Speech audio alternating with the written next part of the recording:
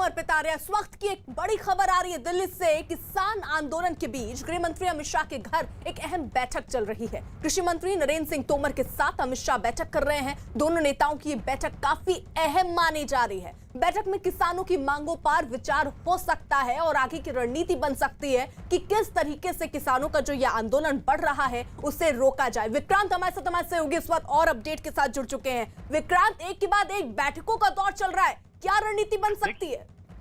देखिए, आप क्योंकि सरकार ने एक ऑफर दिया था और ये कहा था किसानों से कि आप बुराड़ी मैदान में पहुंचिए, एक जगह पहले किसान इकट्ठा हो जाएं, तो उसके बाद उनके प्रतिनिधियों के साथ सरकार बातचीत करने के लिए तैयार है। और सरकार ने शुरुआत से कोशिश ये की है कि बातचीत किसी तरह से हो। और 3 तारीख की बातचीत को लेकर के सरकार शुरुआत से कह रही है कि वो पहले से तय था कि 3 तारीख को बैठक होगी, लेकिन इस बीच ये पूरा जो आंदोलन शुरू किया किसानों ने, तो पहले उनके प्रतिनिधि एक जगह इकट्ठा हो और उसके बाद ये बताया जाए कि किसके जरिए बातचीत होगी, कौन प्रतिनिधिमंडल में शामिल होगा। हालांकि अभी तक कोई ब्रेक थ्रू नहीं निकला है, जो हमें सूत्रों से जानकारी मिल रही है। गतिरोध पूरी तरीके से वैसा ही बना हुआ है, लेकिन सरकार अपनी ओर से कोशिश कर रही है। कल देर रात को भी एक बैठक हुई थी और अभी आज से कुछ देर पहले गृह मंत्री अमित शाह के घर पहुंचे हैं कृषि मंत्री, और कोशिश ये की जा रही है कि कोई रास्ता निकले, क्योंकि आंदोलन जो है वो किसानों का लगातार जारी है। किसान उसी तरीके से बॉर्डर पर इकट्ठा है। किसानों ने ये कहकर के सरकार की मुश्किलें और ज्यादा बढ़ा दी कि वो बुराड़ी मैदान नहीं जाएंगे, क्योंकि बुराड़ी मैदान को प्रदर्शन स्थल नहीं मानते, उसे ओपन जेल बोला किसानों ने। और ये कहा कि सरकार एक जगह इकट्ठा करना चाहती है किसानों को, ताकि उनके आंदोलन को कुंद किया जा सके। तो अब सरकार की एक कोशिश है कि किसी तरीके से आंदोलन खत्म हो, और जो 3 तारीख की बातचीत है उसके लिए किसान नेता अपने प्रतिनिधियों के नाम बताएं जिनके साथ बातचीत हो। हालांकि जो अभी तक हमें जानकारी मिल रही है कि सरकार के पास बातचीत को लेकर के किसानों की तरफ से कोई न्योता या कोई जानकारी नहीं आई है, और उसी चीज का सरकार इंतजार कर रही है। ठीक है विक्रांत, आप नजर बनाए रखिए। देखिए, पश्चिम यूपी से दिल्ली के गाजीपुर बॉर्डर पहुंचे किसानों ने एक बार फिर दिल्ली में घुसने की इस बीच कोशिश की है, और इस समय यूपी के ये किसान गाजीपुर बॉर्डर पर डटे हुए हैं। पुलिस ने बैरिकेड लगाकर किसानों को रोक रखा है। पुलिस की ये कोशिश है कि किसानों को आगे ना बढ़ने दिया जाए। किसान दिल्ली के सिंधु बॉर्डर, टिकरी बॉर्डर के साथ डटे हुए हैं, और इसके अलावा पश्चिमी यूपी से आए किसान दिल्ली गाजियाबाद के गाजीपुर बॉर्डर पर डेरा डाले हुए हैं। हालांकि राजस्थान से आए किसान गुरुग्राम होते हुए बुराड़ी मैदान चले गए। किसान कृषि कानून बिलों को वापस लेने की मांग पर अड़े हुए हैं, जबकि सरकार ने किसानों से बातचीत की अपील की है। तो ये बॉर्डर की तस्वीरें हम आपको दिखा रहे हैं, जिस तरह के हालात बने हुए हैं। टिकरी बॉर्डर में बैरिकेड एक बार फिर से लगा दिए गए हैं। सिंधु बॉर्डर में जो किसान हैं वो अब वहीं पर बैठ गए, और उनका कहना जब तक उनकी मांगे नहीं मानी जाती वो वहां से नहीं लेंगे। दिल्ली गाजियाबाद में देखिए सुरक्षा भी बढ़ाई गई है। गुरुग्राम बॉर्डर में भी बैरिकेडिंग लगाई जा रही है। तो ये आंदोलन जो है किसानों का ये बढ़ता हुआ दिख रहा है। सरकार की कोशिश है कि किसी तरह बातचीत के माध्यम से समाधान इस समस्या का निकले। 3 दिसंबर को बातचीत प्रस्तावित की गई है, और अभी तक किसानों की तरफ से ये जानकारी नहीं दी गई कि 3 तारीख को वो बातचीत के लिए पहुंचेंगे या नहीं। लेकिन किसानों का साफ तौर पर यह कहना है कि बातचीत जल्द से जल्द होनी चाहिए, क्योंकि देखिए 5वां दिन है और आज भी लोग जो किसान है वो सड़कों पर हैं। हमारे साथ कुछ खास सहयोगी इस वक्त ग्राउंड से जुड़ रहे हैं। टिकरी मुंडका बॉर्डर से दीपक बिष्ट हमारे साथ है, सिंधु बॉर्डर से चंदन जजवाड़े हमारे साथ हैं, गाजीपुर बॉर्डर से दीपक रावत हमारे साथ हैं, सिंधु बॉर्डर से आनंद तिवारी हमारे साथ हैं। सबसे पहले हम जल्दी से रुक यहाँ दीपक बिष्ट का करना चाहेंगे। दीपक, जरा तस्वीरें दिखाइए, क्या हालात बने हुए हैं?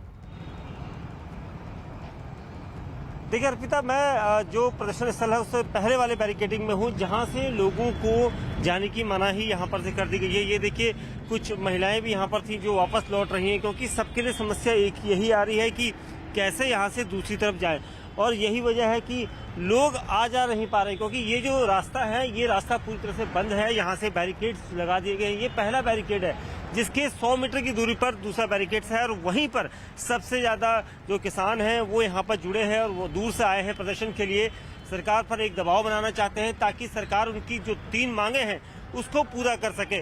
और यही वजह है कि किसान लगातार अपना आंदोलन वहाँ पर जारी रखे हुए हैं, और यही वजह है कि यहाँ से वहाँ तक का जो दौर है उसमें किसी को जाने नहीं दिया जाता। जो लोकल लोग हैं उनको सबसे ज्यादा परेशानी यहाँ पर उठानी पड़ रही है, क्योंकि बाइक, कार है, कुछ भी यहाँ से आगे जाने की परमिशन नहीं है। और यही वजह है लोग जो है दूसरे रास्तों को अख्तियार करने के लिए मजबूर हुए हैं यहाँ पर, क्योंकि नज़दीक है बॉर्डर का जो एरिया है और यही वजह है कि लोग यहाँ से जाना चाहते हैं। ये देखिए लगातार लोग सिर में अपने राशन पानी लेकर जा रहे हैं, क्योंकि दूर दराज से मजदूर यहाँ पर आता है, फैक्ट्री इंडस्ट्रियल एरिया है और सब लोग जाना चाहते हैं, लेकिन समस्या सबको यही है कि उन्हें पैदल जाना पड़ रहा है। और ये बदसूर आज से नहीं बल्कि आज 5वां दिन है लोगों को इस तरह से समस्या का यहाँ पर जो समस्या से जूझना पड़ रहा है। वहीं दूसरी तरफ पुलिस ने जो दूसरे रूट वैकल्पिक जो रास्ते होते हैं वो खोले हुए हैं, लेकिन अभी भी लोग परेशान हैं और यहाँ पर जो धरना प्रदर्शन स्थल है वहाँ पर लगातार किसान मोर्चा संभाले हुए हैं। जी अर्पिता। बिल्कुल दीपक रहिए आप हमारे साथ, जरा सिंधु बॉर्डर की तस्वीरें दिखा दे। दिल्ली के सिंधु बॉर्डर पर किसान डेरा डाले हुए हैं जहां पर मेडिकल कैंप भी लगाया गया है और इन कैंप में आंदोलन कर रहे किसानों की जांच भी हो रही है। किसान कृषि कानून बिल को वापस लेने की मांग कर रहे हैं। हालांकि केंद्र सरकार लगातार किसानों से बातचीत की अपील कर रही है। सिंधु बॉर्डर पर जिस जगह किसान अपना प्रदर्शन कर रहे हैं वहां पर गुरुद्वारा बंगला साहिब की तरफ से गुरु का लंगर यहां पर लगाया गया है। 2 दिन से लंगर यहां पर चल रहा है और आप देख सकते हैं कितनी सारी व्यवस्थाएं यहां पे की गई हैं। यहां पर ये केले के बड़े बड़े पैकेट जो हैं यहाँ पे ये कार्टून यहाँ पर रखे हुए हैं। इसके अलावा देख सकते हैं प्याज है, यहाँ पर गाजर है, गोभी है, बड़े बड़े भगोने यहाँ पर है, खाने की पूरी यहाँ पे तैयारी है। इसमें देख सकते हैं बड़े भगोने में दाल यहाँ पर है और भव्य यहाँ पर इंतजाम जो हैं वो खाने के किए गए हैं। कई सिलेंडर्स यहाँ पर रखे गए हैं खाना बनाने के लिए और यहाँ पर सेवा की जा रही है। तमाम जो सेवादार हैं वो यहाँ पर पहुँचे हुए हैं और थोड़ा और आपको यहाँ पर नज़ारा दिखाएंगे मेरे कैमरामैन जयपाल जी की। ये आगे किस तरह की यहाँ पर तैयारी हो रही है। यहाँ पे देखिए चाय बिस्कुट के यहाँ पे इंतजाम किए गए हैं जो भी किसान यहाँ पर प्रदर्शन कर रहे हैं और यहाँ पे तमाम किसान भाई जो हैं वो यहाँ पर खाना बनाने का इंतजाम कर रहे हैं। आलू यहाँ पर काटे जा रहे हैं। भाई साहब कितने लोगों का खाना बनेगा ये? जितने है यूरे कोई गिनती नहीं सर, कोई गिनती नहीं है। कोई गिनती। और आप कहाँ से आए? हम लोग हरियाणा कुरुक्षेत्र से। अच्छा, ये सेवा आपकी तरफ से हो रही है? नहीं नहीं नहीं, ऐसा कुछ नहीं है, गुरुद्वारा की तरफ से सेवा है, खुली सेवा है, यहाँ पे कोई भी सेवा कर सकता है। देखिए यहाँ पर तमाम जो किसान भाई हैं वो यहाँ पर गाजर काट रहे हैं और यहाँ पर पूरे खाने के यहाँ पर इंतजाम किए गए। यहाँ पे महिलाएं भी हैं, उनसे भी हम बात करेंगे। यहाँ पर ये तमाम जो महिलाएं हैं वो यहाँ पर सेवा कर रही हैं। यहाँ पर सब्जी बनने की तैयारी हो रही है। तमाम महिलाएं हैं, हर आयु वर्ग के लोग यहाँ पर पहुँचे हुए हैं और यहाँ पर खाने के तैयारियाँ जो हैं वो की जा रही हैं। यहाँ पर इस तरह के यहाँ पर बड़े बड़े बैनर भी लगाए गए हैं गुरुद्वारा बंगला साहिब की तरफ से। और एक और भाई साहब उनसे बात करेंगे। यहाँ पर लगातार सेवा हो रही है। भाई साहब चाय भी पिला रहे हैं, खाना भी इंतजाम है। ये दिल्ली उदार कमेटी की तरफ से है। सिरसा जी ने स्पेशल बोला है कि कुछ भी चीज़ की कमी नहीं होनी चाहिए। आप देखिए हमारे मेडिसिन भी चल रही है, उधर लंगर भी चल रहा है और सिरे शाम लंगर चल रहा है। एक गुरुनानक जी का 20 रुपया लंगर थी वो सिरे शाम चल रहा है। जी देखिए यहाँ पर और भी इंतजाम किए गए हैं। यहाँ पर कई स्टॉल यहाँ पर लगाए गए हैं खाने पीने के यहाँ पर और पूरी तैयारी यहाँ पे की जा रही है। गुरु का लंगर यहाँ पर बंगला साहब गुरुद्वारे की तरफ से सेवा की जा रही है और आगे यहाँ पर जो मेडिकल सुविधाएं हैं वो भी यहाँ पर उसके लिए भी एक अलग से यहाँ पर आप देख सकते हैं यहाँ पर एक सेक्शन बनाया गया है जहाँ पर डॉक्टर्स वगैरह यहाँ पर मौजूद हैं और लगातार यहाँ पर अगर किसी को कोई दिक्कत आ रही है, अगर तकलीफ है तो उसके लिए भी यहाँ पर जो डॉक्टरों की टीम है लगातार यहाँ पर मौजूद है। आप देख सकते हैं तमाम मेडिसिन के साथ यहाँ पर जो डॉक्टरों की टीम है वो यहाँ पर पहुँची हुई है और यहाँ पर लोगों को हर संभव जो मदद है वो की जा रही है। और उसको देखते हुए यहाँ पर बंगला साहब गुरुद्वारे की तरफ से ये तमाम इंतजाम किए गए हैं ताकि जो किसान भाई हैं उन्हें किसी तरह की कोई दिक्कत ना हो। कृषि कानून के विरोध में किसानों के आंदोलन से जुड़ी बड़ी खबर इस बीच आ रही है। खबर है कि किसानों और सरकारों के बीच टकराव की स्थिति और ज्यादा बढ़ गई है क्योंकि किसानों ने सरकार के बुराड़ी मैदान में आंदोलन करने के प्रस्ताव को ठुकरा दिया है। सरकार और किसानों के बीच लगातार बढ़ते इस गतिरोध को खत्म करने के लिए दिल्ली में बीजेपी के राष्ट्रीय अध्यक्ष जेपी नड्डा के घर एक बैठक भी बुलाई गई और इस बैठक में इस बात पर चर्चा हुई कि आखिर कैसे किसानों के बीच से कृषि कानून को लेकर जो भ्रम है वो दूर किया जा सके।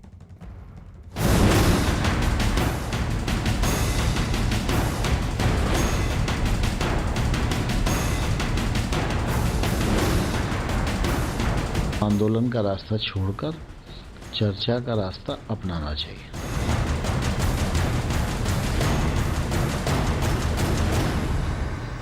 जिद पर अड़े किसान, बुराड़ी जाने से इनकार, कृषि कानून पर घमासान, जंतर मंतर जाने की मांग। गुरु पर्व की सुबह किसान आंदोलन की शुरुआत गाने बजाने के साथ हुई, लेकिन धूप जैसे जैसे खिलती गई, किसानों का आंदोलन फिर जोर पकड़ने लगा। दिल्ली की सीमा से सटे इलाकों में पुलिस लाख पहरा लगाती रही, लेकिन अपनी मांग पर अड़े किसानों के आगे सिस्टम की लाचारी साफ देखी गई। आर पार की लड़ाई को आमादा किसान किसी भी हाल में पीछे हटने को तैयार नहीं है।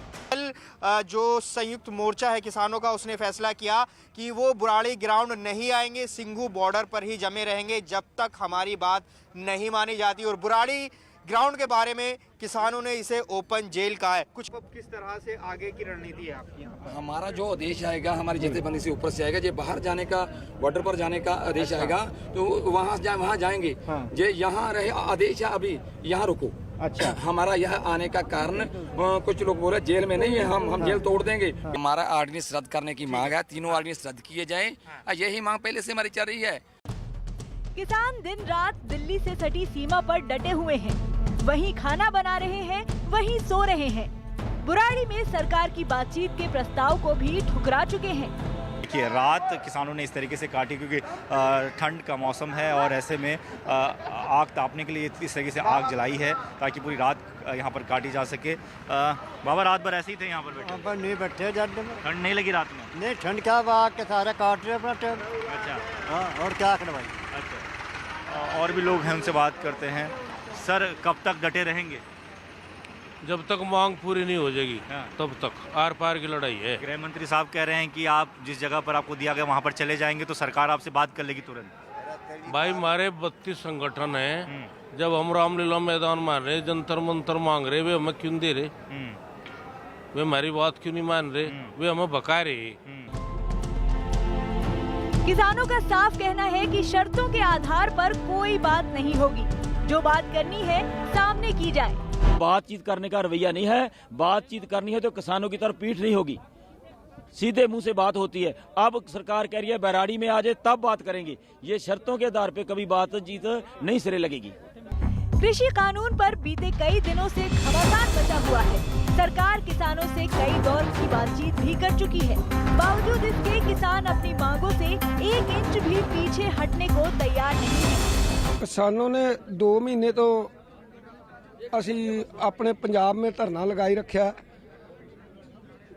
2 महीने तो धरना लगाई रह गया। पटड़ियाँ ते ऐसे लक भी हमारे जो टुई है रगड़ी गई है, इसलिए बहुत दुखी होके इस दिल्ली में ही पहुँचे हैं। क्यों नहीं हमारी बात सुन रहे हैं? अपनी बात ही बोली जा रहे हैं कि हम समझाते हैं। समझने समझाने में ये टाइम बर्बाद कर रहे हैं। हमारे को 3 महीना हो गया, 3 महीना से ना वो हमारे को समझ सके, ना हम अपनी बात रख सके, को हमारी बात सुनने के लिए तैयार ही नहीं है। किसान आंदोलन को लेकर सरकार भी बेहद गंभीर है और यही वजह है कि सरकार की तरफ से किसानों को मनाने की लगातार कोशिशें की जा रही है। इसी कड़ी में बीजेपी अध्यक्ष जेपी नड्डा के घर बैठक हुई और इस बैठक में गृह मंत्री अमित शाह, रक्षा मंत्री राजनाथ सिंह और कृषि मंत्री नरेंद्र सिंह तोमर ने हिस्सा लिया। करीब 2 घंटे तक चली इस बैठक में इस बात को लेकर चर्चा हुई कि आखिर किसानों और सरकार के बीच कृषि कानून पर जारी गतिरोध को कैसे खत्म किया जाए। दरअसल किसानों के आंदोलन का आज 5वां दिन है और वो अपनी मांगों पर जस का तस रवैया अपनाए हुए हैं, जबकि सरकार ने एक बार फिर किसानों से बातचीत की अपील की है। इससे पहले गृह मंत्री अमित शाह ने शनिवार को किसानों से प्रदर्शन के लिए बुराड़ी के निरंकारी समागम मैदान में जाने की अपील की थी, लेकिन किसान संगठनों ने गृह मंत्री के प्रस्ताव को खारिज कर दिया। किसानों का कहना है कि उनका प्रदर्शन सिंधु बॉर्डर पर ही जारी रहेगा। वार्ता निरंतर जारी है। किसी के मन में ये बात नहीं आना चाहिए कि सरकार बात नहीं करना चाहती। हम पहले भी बात किए थे, आज भी बात कर रहे हैं और कानूनों पर भी बात करने के लिए तैयार हैं। और मैं किसानों को अनुरोध करना चाहूँगा वो आंदोलन का रास्ता छोड़कर वार्ता के लिए आए और भारत सरकार उनकी बात को खुले मन से सुनेगी। रविवार को देश के प्रधानमंत्री नरेंद्र मोदी ने भी मन की बात कार्यक्रम में कृषि कानूनों के बारे में तफसील से जानकारी दी। साथ ही उन्होंने दावा किया कि इन नए कृषि कानूनों की बदौलत किसानों को पहले की तुलना में नए अधिकार और नए अवसर हासिल हुए हैं। भारत में खेती और उससे जुड़ी चीजों के साथ नए आयाम जुड़ रहे हैं। बीते दिनों हुए कृषि सुधारों ने किसानों के लिए नई संभावनाओं के द्वार भी खोले हैं। बरसों से किसानों की जो मांग थी, जिन मांगों को पूरा करने के लिए किसी न किसी समय में हर राजनीतिक दल ने उनसे वायदा किया था, वो मांगे पूरी हुई हैं। काफी विचार विमर्श के बाद भारत की संसद ने कृषि सुधारों को कानूनी स्वरूप दिया। इन सुधारों से न सिर्फ किसानों के अनेक बंधन समाप्त हुए हैं, बल्कि उन्हें नए अधिकार भी मिले हैं, नए अवसर भी मिले हैं। सरकार किसानों को लाख समझाने की कोशिश में जुटी है, लेकिन कृषि कानूनों को लेकर भ्रम की जो स्थिति किसानों में बनी है वो भी जस की तस है। ऐसे में सवाल ये उठता है कि क्या किसानों को जानबूझकर भड़काया जा रहा है? किसानों के डर और सरकार के तर्क के बीच सच्चाई आखिर क्या है, इसे भी समझना जरूरी है। सबसे पहले कि आखिर कृषि कानूनों को लेकर भ्रम क्या है। एमएसपी का सिस्टम खत्म हो जाएगा। मंडियों के बाहर उपज बेचेंगे तो मंडियां खत्म हो जाएंगी। ई-नाम जैसे सरकारी पोर्टल का क्या होगा? किसान कीमत तय नहीं कर पाएंगे। छोटे किसान कॉन्ट्रैक्ट फार्मिंग कैसे करेंगे? विवाद की स्थिति में बड़ी कंपनियों को फायदा होगा। बड़ी कंपनियां आवश्यक वस्तुओं का स्टोरेज करेंगी। इससे काला बाजारी बढ़ सकती है। जबकि केंद्र सरकार ने साफ कर दिया है कि किसानों को डरने की कोई जरूरत नहीं है। सरकार का दावा है कि मंडियां खत्म नहीं होंगी, कारोबार होता रहेगा। किसानों को मंडी के साथ साथ दूसरी जगहों पर फसल बेचने का विकल्प मिलेगा। किसानों की फसल खराब होने की आशंका दूर होगी। किसान आलू प्याज जैसी फसलें बेफिक्र होकर उगा सकेंगे। इंस्पेक्टर राज और भ्रष्टाचार खत्म होगा। एमएसपी पहले की तरह जारी रहेगी। कृषि सुधार कानूनों का एमएसपी से कोई लेना देना नहीं। एमएसपी पहले भी चालू थी, अभी भी एमएसपी पर खरीद हुई है और आने वाले कल में भी वो खरीद होती रहेगी। कृषि सुधार कानून ये किसान के जीवन में बदलाव लाने के लिए रिफॉर्म किए गए थे और निश्चित रूप से किसान के हित के ही हैं। उधर कांग्रेस नेता राहुल गांधी ने किसान आंदोलन को लेकर केंद्र सरकार पर हमला बोला है।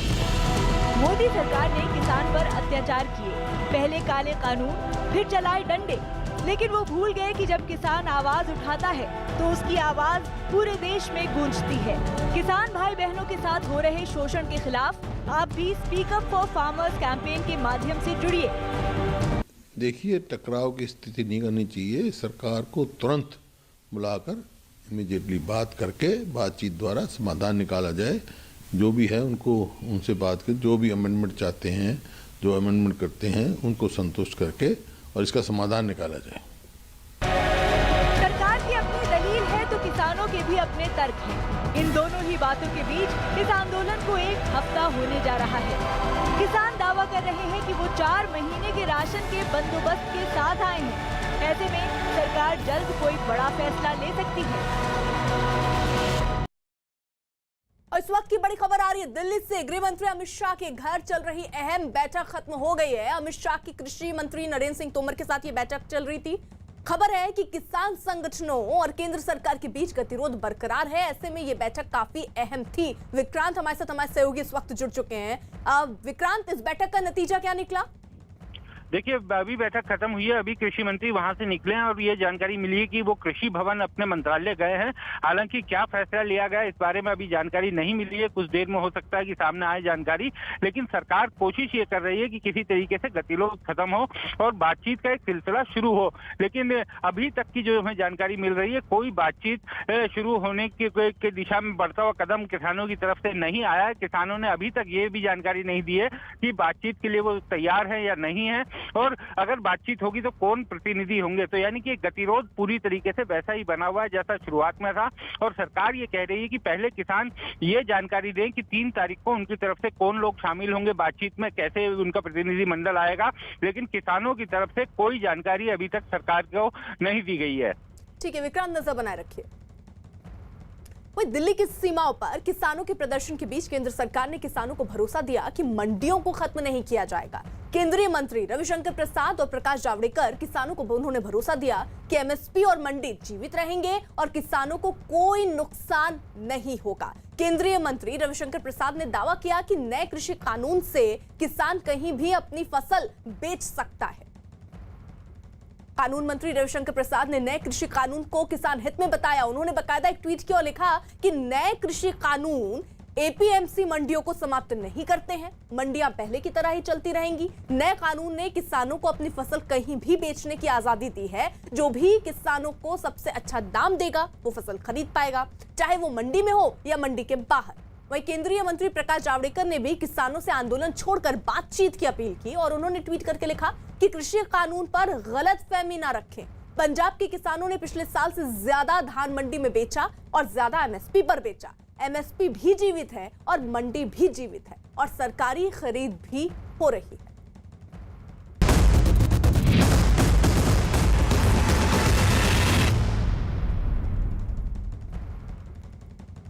पीएम मोदी आज वाराणसी का दौरा करेंगे। पीएम मोदी वाराणसी को कई परियोजनाओं की सौगात देंगे। पीएम मोदी देव दीपावली के कार्यक्रम में शिरकत करेंगे। देव दीपावली के मौके पर काशी नगरी का भव्य नजारा देखने लायक है। पीएम मोदी भी इस पल के साक्षी बनेंगे। पूरी काशी को सजाया गया है। पीएम मोदी राजघाट पर दिया जलाकर दीपोत्सव की शुरुआत करेंगे। इस दौरान वाराणसी में गंगा नदी के दोनों किनारों पर 15 लाख दीप जलाए जाएंगे। पीएम मोदी काशी में करीब 7 घंटे रुकेंगे और इस दौरान वो गंगा की लहरों से वाराणसी के चेत सिंह घाट पर लेजर शो का दीदार भी करेंगे। तो आज कार्यक्रम में प्रधानमंत्री नरेंद्र मोदी का वाराणसी वो पहुंचेंगे और इसी के साथ साथ कई परियोजनाओं का उद्घाटन उन्हें करना है। 6 लेन हाईवे का उद्घाटन भी प्रधानमंत्री के हाथों ही होने हैं और साथ ही साथ दीपोत्सव जो कार्यक्रम है उसकी शुरुआत भी प्रधानमंत्री नरेंद्र मोदी के हाथ होनी है। लेकिन तैयारियां यहां पर पूरी कर ली गई हैं। घाटों को सजा दिया गया है। लेजर लाइट की रिहर्सल भी कल देखने को मिली थी और आज ये कार्यक्रम भी होना है। प्रधानमंत्री नरेंद्र मोदी क्रूज में बैठकर पूरे घाटों को देखेंगे। माननीय प्रधानमंत्री जी का देव दीपावली पर काशी में आगमन हो रहा है और बड़े उल्लास के साथ काशी में देव दीपावली मनाने के लिए सभी तैयारियां पूरी कर ली गई हैं। वैसे तो देव दीपावली इतना बड़ा त्यौहार बन चुका है कि देशी विदेशी हर तरह के पर्यटक इस दिन यहां आते हैं। अब की बार माननीय प्रधानमंत्री जी खुद ये देव दीपावली प्रथम दीप जला के उसका शुभारंभ करने के लिए आ रहे हैं। ये गर्व की बात है। सभी तैयारियाँ जो यहाँ राजघाट के कार्यक्रम की होनी है वो सब पूरी करा ली गई हैं। अच्छे से अच्छे प्रकार के पुष्पों को कलेक्ट किया गया है और इस बार का देव दिवाली का जो आयोजन है एक विशेष रूप से एक पर्व के तरह से देश के प्रधानमंत्री के आने के उपलक्ष्य में विशेष एक समारोह की तरह से मनाया जा रहा है। असंख्य दीपों से गंगा घाटों को सुसज्जित किया जाएगा। महाआरती का भी इस बार का रूपरेखा विशेष भव्य दिखेगा।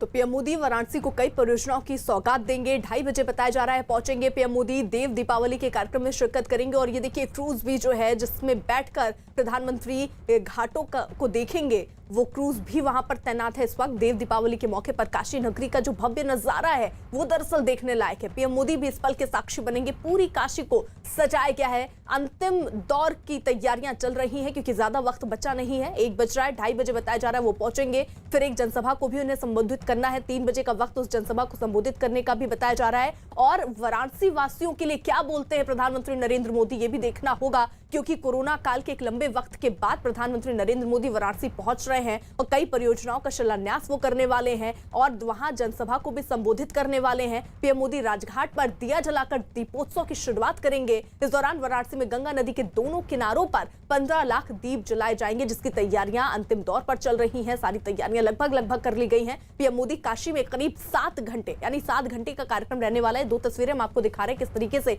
वाराणसी में तैयारियां की गई हैं। लाइट और लेजर शो की रिहर्सल को भी हमने कल तस्वीरों में देखी जो वाकई देखने लायक है। आज भी कुछ ऐसा ही नजारा वहां पर होगा जिसको प्रधानमंत्री नरेंद्र मोदी अपनी आंखों से देखेंगे। गंगा की लहरों से वाराणसी के चेत सिंह घाट पर लेजर शो का दीदार करेंगे प्रधानमंत्री नरेंद्र मोदी। तो देव दीपावली जिसके बारे में कहा जाता है कि खुद भगवान दीपावली मनाते हैं और इसीलिए इसका अपना महत्व है जिसको लेकर और ज्यादा इसका महत्व बढ़ गया जब प्रधानमंत्री नरेंद्र मोदी खुद पहुंचने वाले हैं बनारस और 2:30 बजे बताया जा रहा है प्रधानमंत्री नरेंद्र मोदी पहुंचेंगे और घाटों को वहां पर सजा लिया गया है। तैयारियां वहां पर कर ली गई।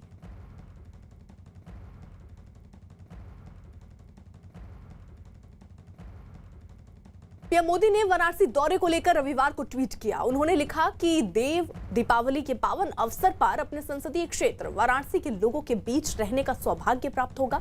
इस दौरान श्री काशी विश्वनाथ मंदिर, गलियारा और सारनाथ जाने का मौका मिलेगा। साथ ही वाराणसी प्रयागराज के बीच सड़क चौड़ीकरण परियोजना का उद्घाटन करूंगा। अल्हड़ मिजाज वाली काशी, प्रधानमंत्री नरेंद्र मोदी वाली काशी, लेजर शो हमारे बगल में हो रहा, आप इसको देख सकते हैं, क्योंकि जो मिजाज है काशी का वो आपको दिखाई देगा घाटों पर। यहाँ बिल्कुल लेजर शो आपको चलता दिखाई दे रहा है। लेजर शो के जरिए बिल्कुल जो काशी की छटा है वो आपको दिखने को मिल रही है। बिल्कुल अलग अलग तरह की लाइटें और बिल्कुल जो धुन है, जो काशी की धुन है, जो भोलेनाथ की धुन है, वो बजती आपको दिखाई दे रही है। इस वक्त हम गंगा नदी में नाव पर हैं, जहां से लेजर शो शूट करने की पूरी कोशिश हमारी तरफ से की जा रही है। कैमरा पर्सन शोभित कोशिश कर रहे हैं जो शूट करने की, और लेजर शो यहां पर चल रहा है कि एक एक चीज को कैसे काशी बसी, कैसे काशी में क्या क्या चीजें हैं, सब कुछ लेजर शो के माध्यम से दिखाया जा रहा है। इस वक्त वाराणसी से अजीत सिंह हमारे सहयोगी जुड़ चुके हैं। अजीत, आप किस जगह पर मौजूद हैं और जरा तस्वीरें दिखाइए। तैयारियां क्या हो चुकी हैं वहां पर लगभग पूरी? देखिए बिल्कुल अर्पिता, गंगा नदी को बिल्कुल खाली कराया जा रहा है क्योंकि प्रधानमंत्री का कार्यक्रम है यहाँ पर। हम इस वक्त गंगा नदी में हैं। जलपरी जो सबसे यहाँ की अच्छी वाटर बोट मानी जाती है और इसकी काफी यहाँ तारीफ होती है। प्रधानमंत्री का राजघाट पे जहाँ कार्यक्रम है वहां पर भी इसकी तस्वीर लगाई गई और हम तस्वीरें गंगा नदी के बीच की एक बार आपको दिखाना चाहेंगे, जहां पर हम मौजूद हैं। चेत सिंह घाट और 80 घाट के बीच इस वक्त हम मौजूद हैं कि गंगा में अब नाव चलना लगभग कम हो गई है। जो सिक्योरिटी फोर्सेज हैं, उनके जो जवान हैं, जो एनडीआरएफ के जवान हैं, जल सेना के लोग हैं, वो यहां पर पहुंच चुके हैं और नदी को खाली कराया जा रहा है। क्योंकि ये जिस इलाके में हम मौजूद हैं, यहां से हमारे पीछे ठीक पीछे राजघाट और दशाश्वमेध घाट है और हमारे ठीक आगे 80 घाट और संत रविदास दादत। यहाँ जो लोग हैं धीरे धीरे अब उनकी संख्या कम होती जा रही है क्योंकि कुछ देर बाद जयमर स्नान किए जा रहे हैं। जो वाटर बोट हैं, जो सेना की बोट है, वो चलने जा रही है। इधर आप देखिए तस्वीरें, पूरी बैरिकेटिंग हम आपको दिखाएंगे, पूरी बैरिकेटिंग कर दी गई और ये जो इलाका है चेत सिंह घाट है हमारे जस्ट पीछे, जहां पर लेजर शो चलाया जाएगा। तो जो तस्वीरें हैं प्रधानमंत्री से लेकर जो काशी की जो अल्हड़ मिजाज वाली काशी है, जो मस्त मलंग काशी है, जो प्रधानमंत्री नरेंद्र मोदी की काशी है, जो कार्तिक पूर्णिमा वाली काशी है, उसको देखने के लिए सभी लोग बेताब और उतावले हैं। इंतजार बस है प्रधानमंत्री नरेंद्र मोदी के आने का। जब वो 3 बजे आएंगे, सबसे पहले अपनी सभा में जाएंगे, वाराणसी और जो प्रयागराज को जोड़ने वाले 6 लेन का वो उद्घाटन करेंगे। उसके बाद सभा के बाद सीधे वो राजघाट आएंगे, उस बाद काशी विश्वनाथ कॉरिडोर का वो बाकायदा दर्शन करेंगे, मंदिर जाएंगे बाबा विश्वनाथ। उसके बाद वो गंगा नदी में क्रूज के जरिए, अलकनंदा क्रूज के जरिए वो सवार होंगे और उस वक्त इस जलपरी पर, जिस पर अर्पिता हम मौजूद हैं, इस जलपरी पर कई सारे आपको ऐसे दृश्य मिलेंगे। कत्थक भी होगा, डमरू भी बजेगा, ढोल और नगारे भी बजेंगे, आरती भी होगी। प्रधानमंत्री नरेंद्र मोदी का स्वागत इस जलपरी से किया जाएगा। तो पूरी तैयारियां पूरी है, अब सिर्फ औपचारिकता बाकी है कि प्रधानमंत्री नरेंद्र मोदी के आने का। लगभग 6 घंटे प्रधानमंत्री काशी में बिताने वाले हैं क्योंकि 2014 में जब वो आए थे तो आपको याद होगा इसी मां गंगा का उन्होंने सहारा लिया, तो कहा था मैं आया नहीं, मुझे मां गंगा ने बुलाया है। तो आज एक बार फिर मां गंगा की गोद में बैठकर काशी के 84 घाटों को, 15 लाख दियों को प्रधानमंत्री नरेंद्र मोदी निहारेंगे और अपनी पलक पांव, अपने जो उनकी श्रद्धा है उसको समर्पित करेंगे। तो सब बस इंतजार है उस पल का जब प्रधानमंत्री काशी में पहुंच जाएंगे। अर्पिता। बिल्कुल अजीत, जिस तरीके के कार्यक्रम आपने बताया प्रधानमंत्री नरेंद्र मोदी के रहने वाले हैं और सबसे खास कार्यक्रम इसमें जनसभा को संबोधित करना भी होगा क्योंकि सुनना होगा कि प्रधानमंत्री नरेंद्र मोदी क्या कहते हैं जब इतने दिन के बाद वो अपने संसदीय क्षेत्र वाराणसी पहुंचते हैं। देखिए बिल्कुल अर्पिता, जब प्रधानमंत्री नरेंद्र मोदी काशी पहुंचेंगे तो काशी वालों को क्या देंगे, काशी को क्या मिलेगा, क्योंकि प्रधानमंत्री एक लंबे अरसे के बाद अपने संसदीय क्षेत्र वाराणसी पहुंच रहे हैं। लिहाजा उनके संबोधन को सभी लोग सुनना चाहते हैं, काशी के लोग भी सुनना चाहते हैं क्योंकि प्रधानमंत्री, बीजेपी, इन सब का ये सपना था कि काशी को क्वेटो बनाना है। इसीलिए विश्वनाथ कॉरिडोर की शुरुआत की गई और अब 6 लेन, 4 लेन, 22 से 23 ओवरब्रिज, काशी पहुंचने वाले रास्ते को बिल्कुल एक तरीके से सजाया जा रहा है, बनाया जा रहा है। अयोध्या और काशी ये प्रधानमंत्री के ड्रीम प्रोजेक्ट में आता है। तो निश्चित तौर पर जो प्रधानमंत्री का संबोधन होगा वो देखने वाला होगा और काशी में जब जब प्रधानमंत्री नरेंद्र मोदी आए हैं अपने संसदीय क्षेत्र वाराणसी, अर्पिता, कुछ न कुछ काशी वालों को देकर गए हैं, कुछ न कुछ मां गंगा और बाबा विश्वनाथ से आशीर्वाद लेकर कुछ न कुछ उन्होंने हमेशा दिया है। तो आज वो क्या देने वाले हैं, क्योंकि वक्त कार्तिक पूर्णिमा का दिन है, सबसे महत्वपूर्ण दिन माना जाता है अर्पिता, और कहा जाता है कि देवी देवता आज के दिन दीपावली मनाते हैं और देवों की दीपावली, और इस दिन सारे देवी देवता यहाँ कहते हैं। लिहाजा 84 घाटों पर 15 लाख से अधिक दिए जलाए जाएंगे। संत रविदास तक जाएंगे प्रधानमंत्री नरेंद्र मोदी, उनके साथ यूपी के मुख्यमंत्री योगी आदित्यनाथ होंगे। तो अब हमें उस पल का इंतजार होगा जब प्रधानमंत्री का संबोधन। बिल्कुल, अब ज्यादा देर रह नहीं गई है। देखिए 1:15 का वक्त हो रहा है और ये बताया जा रहा है 2:30 बजे बाबतपुर एयरपोर्ट पहुंचेंगे। अजीत, आप नजर बनाए रखिएगा। इस बीच सबसे बड़ी खबर आ रही है वाराणसी से, जहां आज प्रधानमंत्री तोहफों की बरसात करने वाले हैं। देव दीपावली के मौके पर प्रधानमंत्री गंगा के घाटों पर दीपों की रोशनी से रूबरू होंगे और क्रूज से विश्वनाथ कॉरिडोर के करीब ललिता घाट तक जाएंगे। प्रधानमंत्री के वाराणसी दौरे के लिए सुरक्षा के कड़े इंतजाम किए गए हैं और वाराणसी के घाटों को दुल्हन की तरह सजाया गया है। देव दीपावली पर आज वाराणसी में प्रधानमंत्री। वाराणसी के घाटों पर 15 लाख दियों से होगी रोशनी। क्रूज से गंगा की यात्रा करेंगे पीएम मोदी। विश्वनाथ धाम के दर्शन करने जाएंगे प्रधानमंत्री। वाराणसी में आज वाकई 1 महीने में ही दूसरी बार दीपावली मनने वाली है। एक तो गंगा के घाटों पर देव दीपावली की रौनक होगी और उसके साथ ही पीएम अपने संसदीय क्षेत्र पर सौगातों की बरसात करेंगे।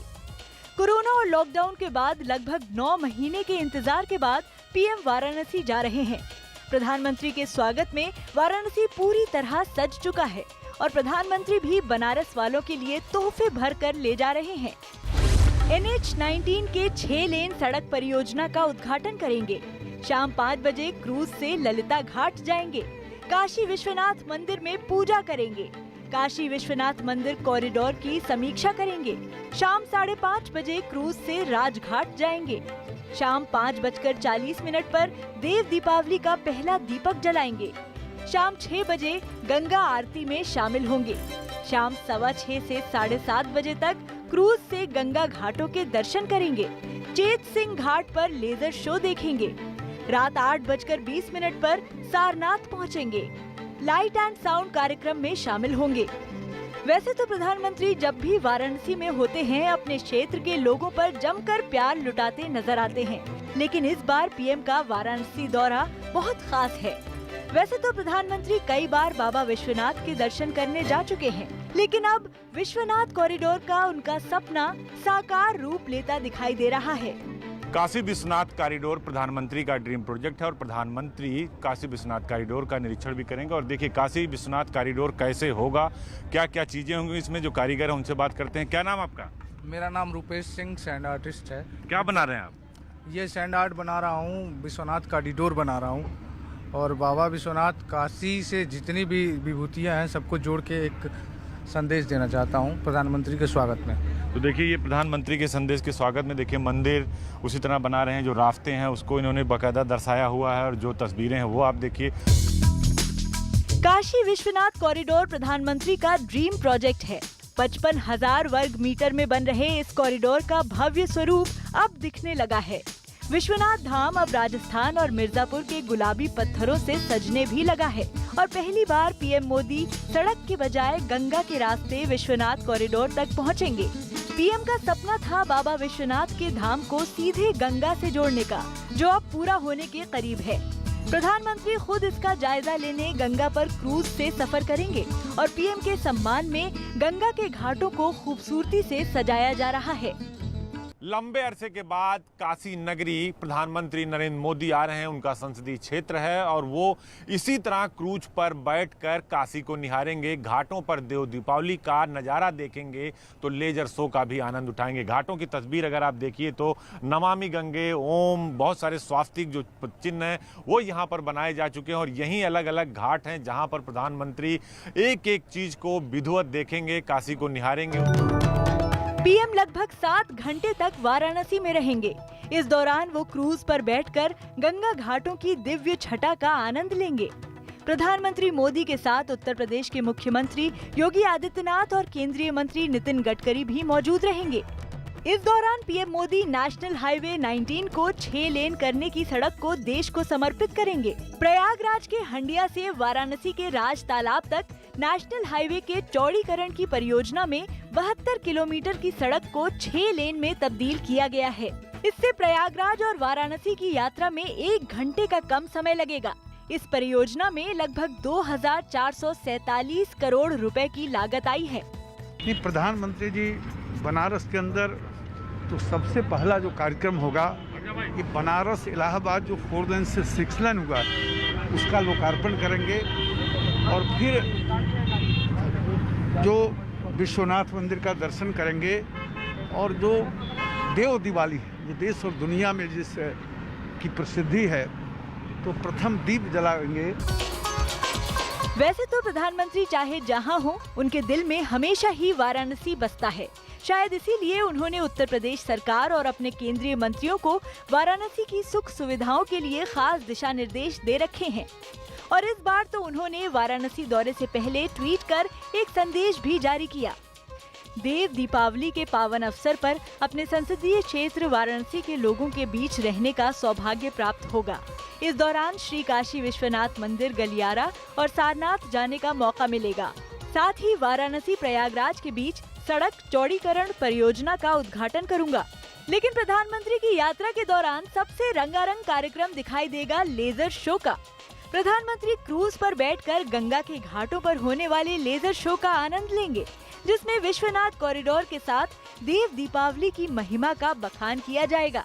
अल्हड़ मिजाज वाली काशी, प्रधानमंत्री नरेंद्र मोदी वाली काशी, लेजर शो हमारे बगल में हो रहा, आप इसको देख सकते हैं क्योंकि जो मिजाज है काशी का वो आपको दिखाई देगा घाटों पर। यहाँ बिल्कुल लेजर शो आपको चलता दिखाई दे रहा है। लेजर शो के जरिए बिल्कुल जो काशी की छटा है वो आपको दिखने को मिल रही है। बिल्कुल अलग अलग तरह की लाइटें और बिल्कुल जो धुन है, जो काशी की धुन है, जो भोलेनाथ की धुन है, वो बजती आपको दिखाई दे रही है। इस वक्त हम गंगा नदी में नाव पर हैं, जहां से लेजर शो शूट करने की पूरी कोशिश हमारी तरफ से की जा रही है। कैमरा पर्सन शोभित कोशिश कर रहे हैं जो शूट करने की, और लेजर शो यहाँ पर चल रहा है। लेजर शो के माध्यम से काशी की महत्ता, कार्तिक पूर्णिमा की महत्ता, देव दीपावली की महत्ता पूरी बताई जा रही है कि एक एक चीज को कैसे काशी बसी, कैसे काशी में क्या क्या चीजें हैं, सब कुछ लेजर शो के माध्यम से दिखाया जा रहा है। प्रधानमंत्री के वाराणसी दौरे के लिए सुरक्षा के पुख्ता इंतजाम किए गए हैं। क्रूज से लेकर गंगा के घाटों और विश्वनाथ कॉरिडोर तक चप्पे चप्पे पर सुरक्षा बल तैनात हैं। वाराणसी के बाद प्रधानमंत्री कुछ देर के लिए सारनाथ भी जाएंगे, जहां लाइट एंड साउंड शो देखने के बाद वो आज ही रात वाराणसी से वापस दिल्ली के लिए रवाना हो जाएंगे। न्यूज़ 18 इंडिया NBA का सदस्य है।